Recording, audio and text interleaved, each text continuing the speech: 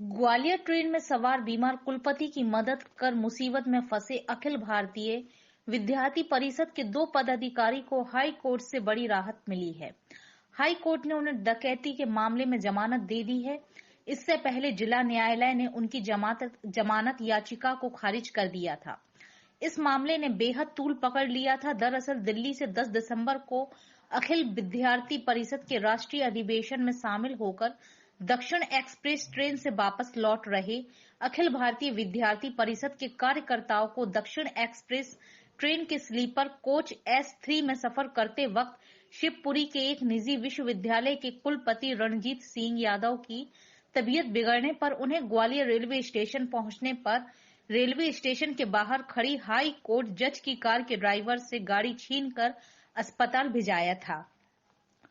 उन पर आरोप था कि उन्होंने बीमार व्यक्ति की मदद के नाम पर जबरन ग्वालियर हाई कोर्ट जज की गाड़ी छीन ली। इसके बाद उनके विरुद्ध GRP और हाई कोर्ट जज के ड्राइवर की शिकायत पर ग्वालियर के पड़ाव थाना में डकैती की धाराओं में FIR दर्ज की गई थी। उन्हें पुलिस ने गिरफ्तार कर जेल भेज दिया था।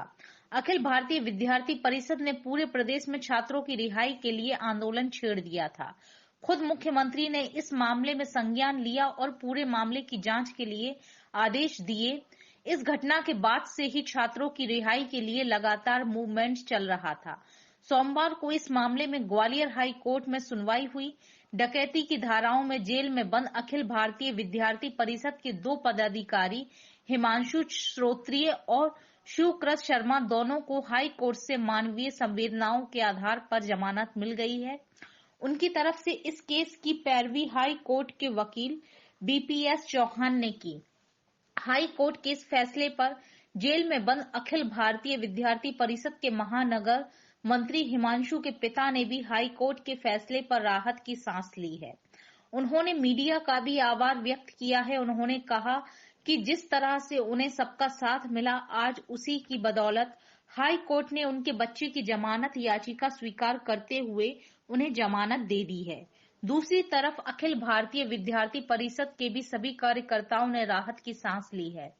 खास बात यह है कि दोनों ही छात्रों के विरुद्ध कोई भी क्रिमिनल रिकॉर्ड नहीं है। हाई कोर्ट में उनके वकील ने न्यायालय के समक्ष यह बात रखी कि दोनों ही छात्रों की मंशा अपराध की नहीं थी, इसलिए न्यायालय ने उन्हें जमानत दे दी है।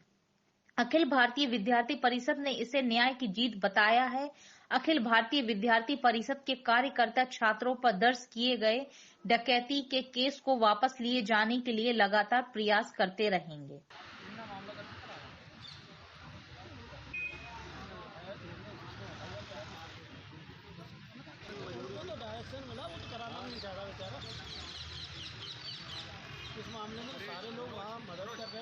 हमें बहुत अच्छी राहत मिली है और हमें बहुत खुशी जाहिर कर रहा हूँ और इसमें मीडिया का पूरा श्रेय जाता है, जिसने हमारे बच्चे के लिए आगे लड़ाई लड़ी और बहुत ही ज़्यादा खुशी है सर। क्या नाम था आपके बच्चे का? हिमांशु श्रोती। क्या कौन अखिल भारतीय विद्यार्थी परिषद का महानगर मंत्री था।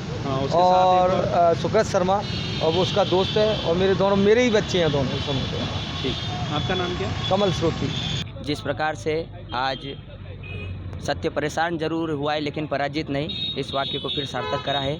और आज ये एक मानवता की जीत है, सेवाभावी कार्यकर्ताओं की जीत है और ये जिस प्रकार से एक जन आंदोलन बना था और यह एक न्याय की जीत आज हुई है।